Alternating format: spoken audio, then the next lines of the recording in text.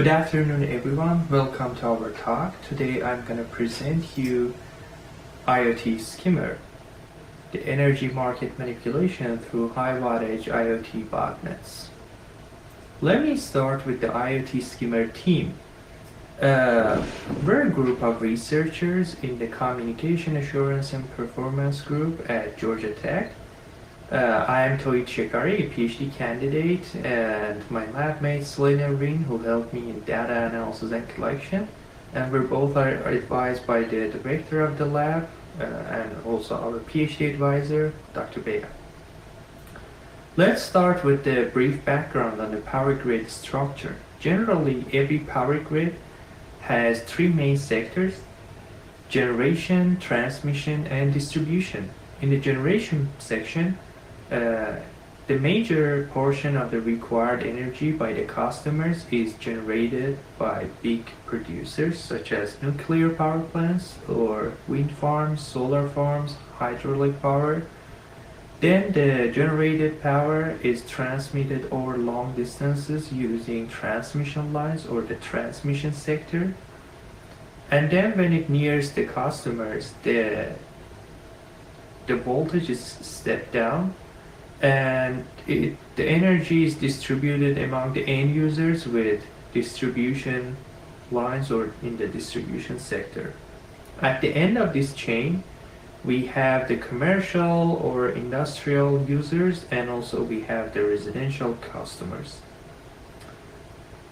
Like any other industrial control system, power grid has its own specific and proprietary communication network and also the control algorithms.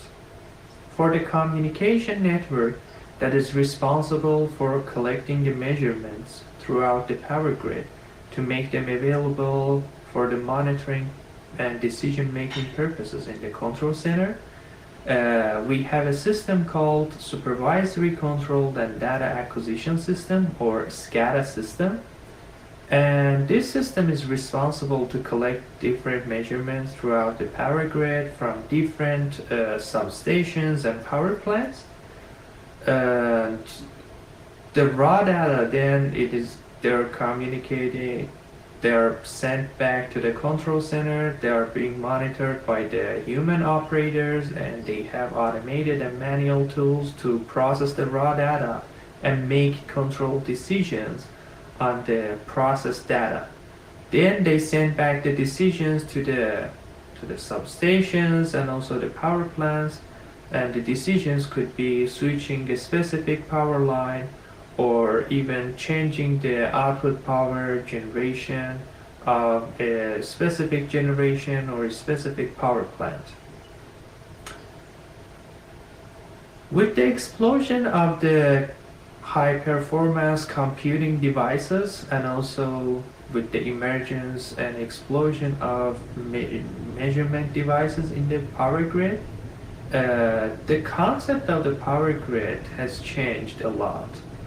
For example, the term of a smart grid has been introduced in recent years, which includes the high penetration of the computing devices and also the measurement devices. And we don't have the vertical structure that I mentioned in the previous slide anymore in this new environment. The power generation can be partly done in the customer side and also in the generation side. And also we have a much more efficient system in terms of energy consumption. And this new smart grid concept provided us with cheaper energy. Now let's talk about the electricity market. Traditionally, everything from the generation, transmission to the end users and the distribution systems were owned by the government-owned parties. But in late 1990s, the concept of restructured power system was introduced. The basic concept was to moving from the government-owned entities to private-owned and competitive environment. In this new environment, the generation companies and the retailers can participate in the market and offer their prices. And this is a competitive environment which provides us with better prices and also the energy efficiency. And according to the United States statistics, in year 2018, the total transactions on the electricity markets in the US were more than $168 billion. So we have a structure similar to this in the electricity market. We have some generators, we have big retailers or resellers, and these two group of players, they submit their bids to the market saying that I'm gonna buy this much of energy for this price. I'm going to, and the other player is going to say I'm going to sell this much of energy for this price. The market operator clears the market and the price is determined. So it's a totally free market. And the retailers are responsible for participating in the volatile daily market, but they're offering usually the fixed rate to the end users. And this makes their work very, very challenging indeed. They can't offer very low prices because they may lose in the market, and they can't offer very high prices because they will lose customers. This system has been implemented in a lot of regions around the world. The entire system hasn't been transformed into the restructured system. We still have the traditional structure in some parts of the world, but most of the power grid in most of the countries have been transformed into the new structure. For example, in the US, we have 9 different regions that the restructured power grid or the electricity markets have been developed. And 2 of the biggest ones, of course, are California market and the New York market. And each of these markets has 2 sub-markets, the day-ahead and real-time. In the day-ahead market, so the players participate in this market 1 day before the actual operation, and they're making bids, offers for the next day. So they're doing this based on the load forecasting. The thing is that based on the historical data, the market players can make predictions on the loads for the next day to some extent with a certain amount of error, for example, 5 to 10%. But there's usually load forecasting errors. And also there are also unpredictable events such as the outage of the generators or even outage of a specific transmission line which might affect the prices. So in real-time market, to compensate this mismatch between the generation and the consumption, which happened in real time because we can't entirely control the load in real time. There is a real-time market. Again, the players submit their bids. The prices might be higher or lower. It's more volatile than the day-ahead market, but the existence is necessary to make the real-time load balance generation. Now let's move to the IoT botnets. IoT botnets have been recently introduced into the cybersecurity domain. The most famous one was Mirai botnet, which was discovered in August 2016. It included over 600,000 compromised devices, and it was used indirectly to attack other domains which even properly secured, such as the Brian Krebs website, who's a cybersecurity journalist. Also, it was used in another set of distributed denial of service attacks.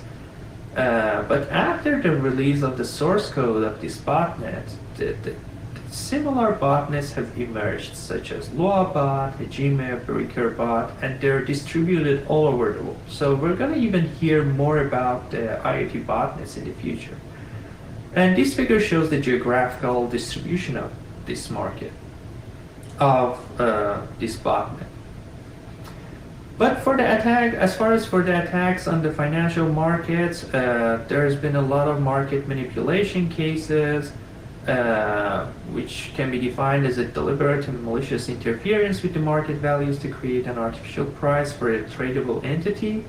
Usually distributed denial of service attacks were launched to interrupt these markets and target their availability.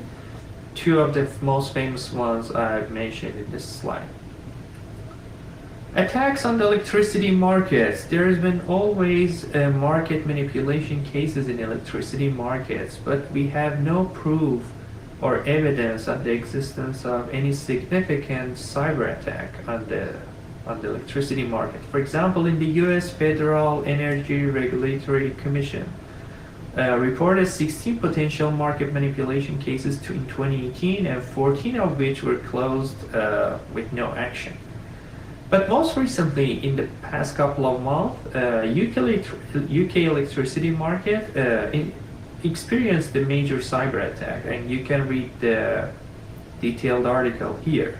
So it started to heat up this specific field. IoT botnet attacks on the power grid have been emerged and studied recently. It was introduced by Sultan and his colleagues in Princeton University, and the title of the paper was Black IoT. It was presented in Usenet Security 2018. The basic idea was that as an attacker, you have access to high wattage IoT botnet, whose bots are consuming high watts, and they can consume high energy, such as HVAC systems, water heater, air conditioner. And it was mentioned in the paper that if the attacker can simultaneously turn on or off these devices during the specific times, you can cause blackouts in the system by giving it a big shock. Then 1 year later, another group of researchers came in and they shown that it's not as dark as it was shown in the first paper, but because the protection schemes, the underlying protection schemes of the power grid, they can withstand against those attacks to some extent. Now let's move to our paper, our presentation, and see what we have done. To do so, let's talk about the threat model. So we want to do the market manipulation in the electricity market, but how? Can we manipulate the prices? If you remember this scene, this is from famous movie called Wolf of Wall Street. This guy, Jordan Belfort, was one of the biggest scammers in the stock market of the US. He used to manipulate the market prices and used the new prices and manipulated the prices in his own favor. For example, he was buying a stock in low price and then he was selling the same stock after a huge manipulated pump in the stock. For example, he could buy a stock when the price was $2 and he could sell it when the price was $3. And also, he also used the concept of short selling. Basically, he borrowed stock from the broker, he sold it at a high price, then he dumped the price, and he bought again the same stock and give them back to the broker itself with a lower price. So he could make money in this way as well. But can we do a similar thing in electricity market? By studying the data of the electricity markets, we noticed that the system demand change in real time, or the load forecasting error, can affect the electricity market prices. So if we can somehow control the total power consumption of the power grid and change it slightly, we should be able to affect the real-time system electricity market prices. So if the attacker has access to a high wattage IoT botnet, we can manipulate the profits of different players. And in this way, we can have two different attacker types. Attacker type 1, 2. Attacker type 1 is a market player whose goal is to maximize his own profit, and the second one is a nation-state actor, which is a part of trade or Cold War to damage the other players financially or the entire market. But the attacker needs market historical and real-time data to estimate the key parameters such as the price load sensitivity, system real-time demand, and day-ahead prices. And one more key point is that the attacker needs to optimize the attack to maximize the gain and damage on the system. So we have two attacker types, and the optimization problems would be maximizing the profit of the market player in the first attack type, and the constraints are technical due to the market player, market rules, and the stealth strategies. The second one is to maximize the economic damage on the market, entire market, and the constraints are market rules and stealth strategies. But let's talk about the feasibility of attack. From the IoT botnet perspective, a successful attack, we noticed that it can be done with as low as 50,000 bots. Of course, the more bots you have, the more damage or more profit you can make from the market. But the lower number of bots doesn't jeopardize the general structure of the attack.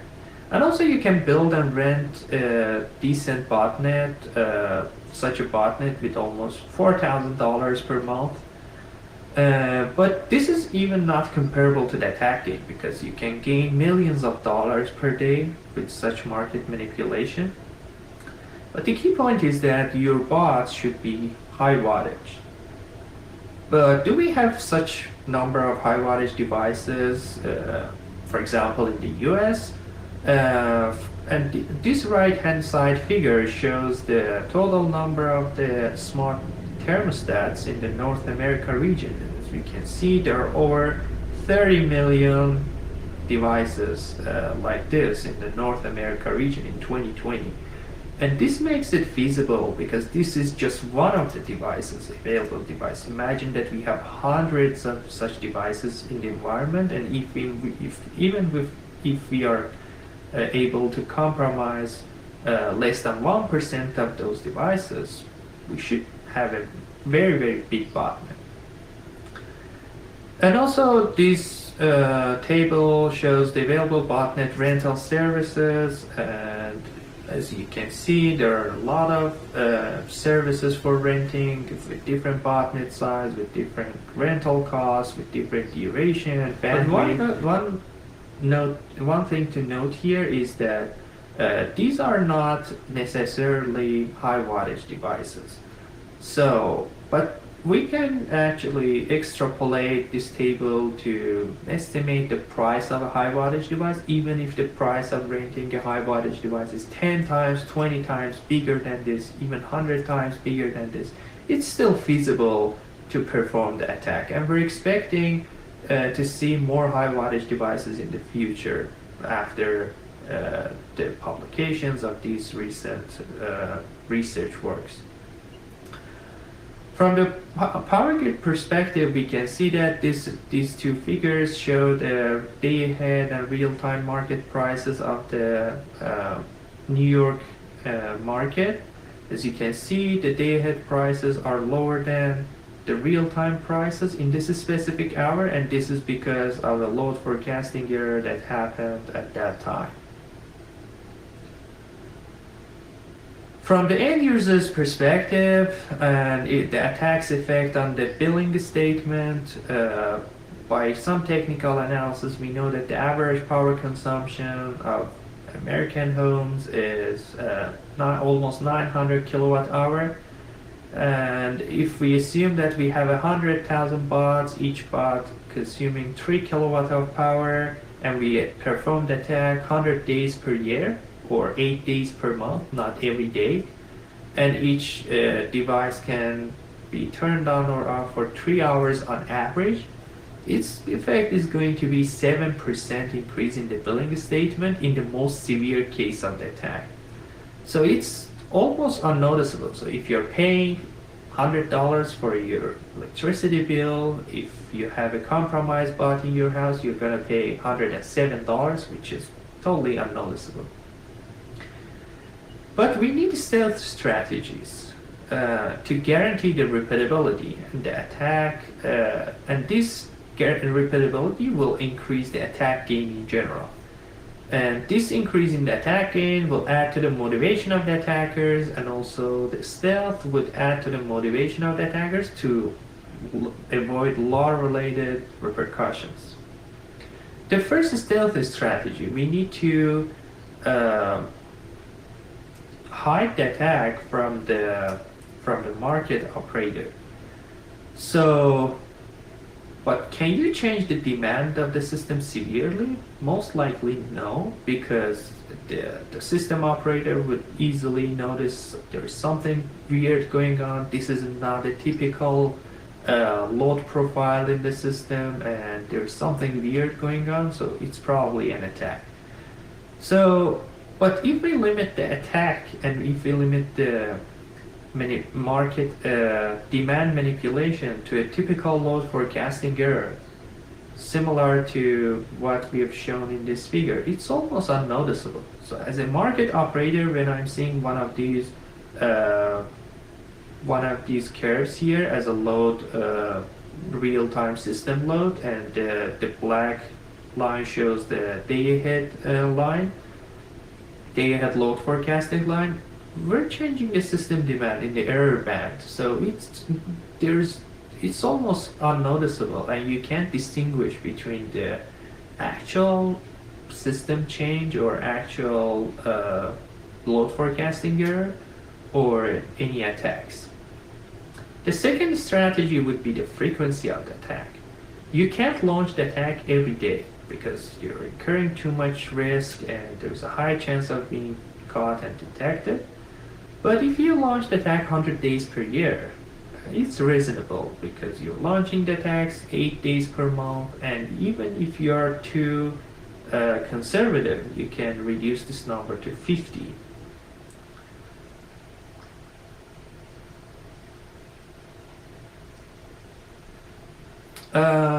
The other stealth strategy would be implementing the suboptimal attack scenarios.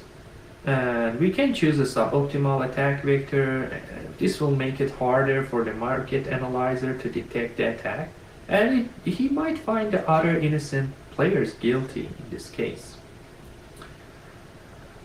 We can also deliberately target the other players. In this case, the attacker might intentionally target his competitors to damage certain companies and players, and this will lift the suspicion from himself to the other companies. We should also manipulate the bots in a smart way. For example, if you categorize different devices and their availability time, you can change them smartly. For example, for the electric vehicle, which has been proven to have a great potential, you can change them during the midnight where they're connected to the charger and the homeowner is usually asleep. But for the other devices such as HVAC systems, you can change and manipulate them when the homeowner is not home, usually between 9 a.m. to 11 a.m. or 12 p.m. It's a good time to turn on or off those devices. So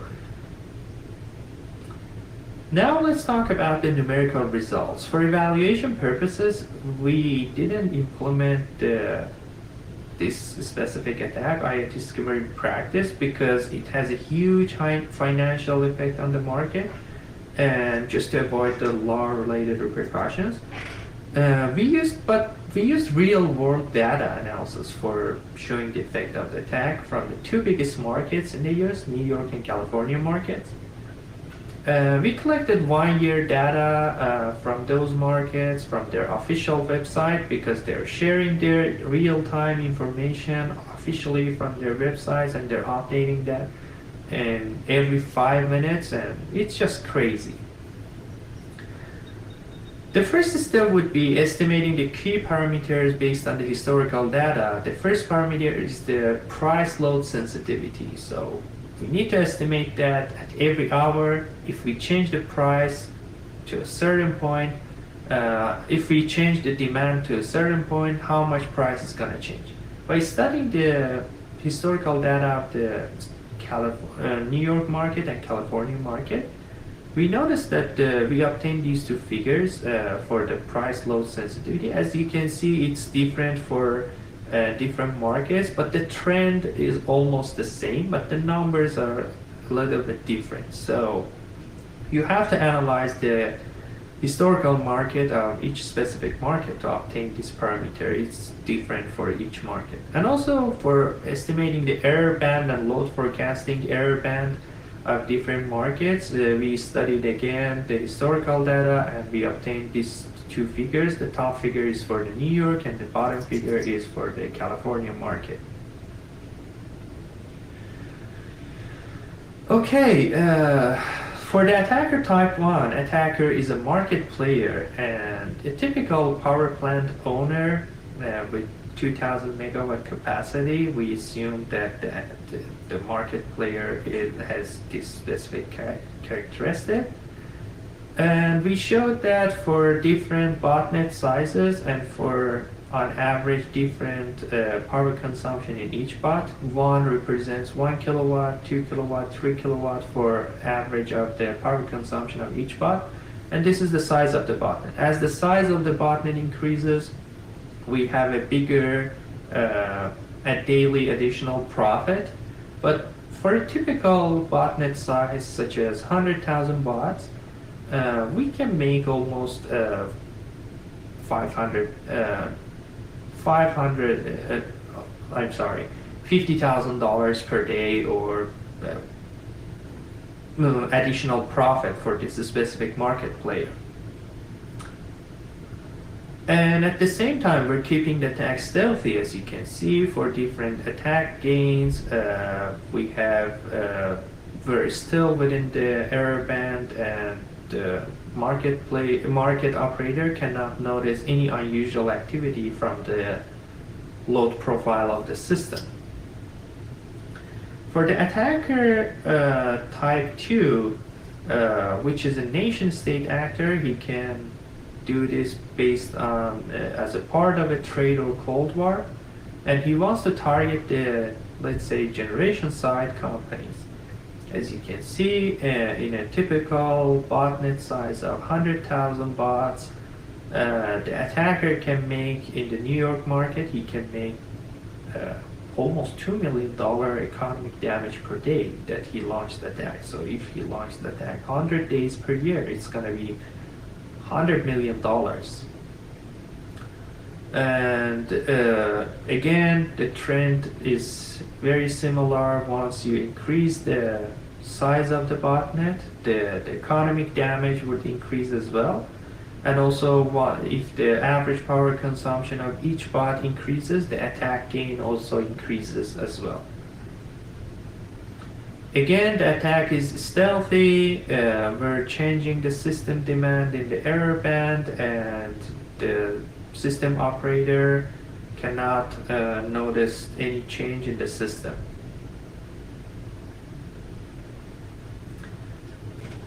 Finally, we have again the nation-state actor, but this time, instead of targeting the generation side companies and players, he is targeting the demand side companies or the retailers.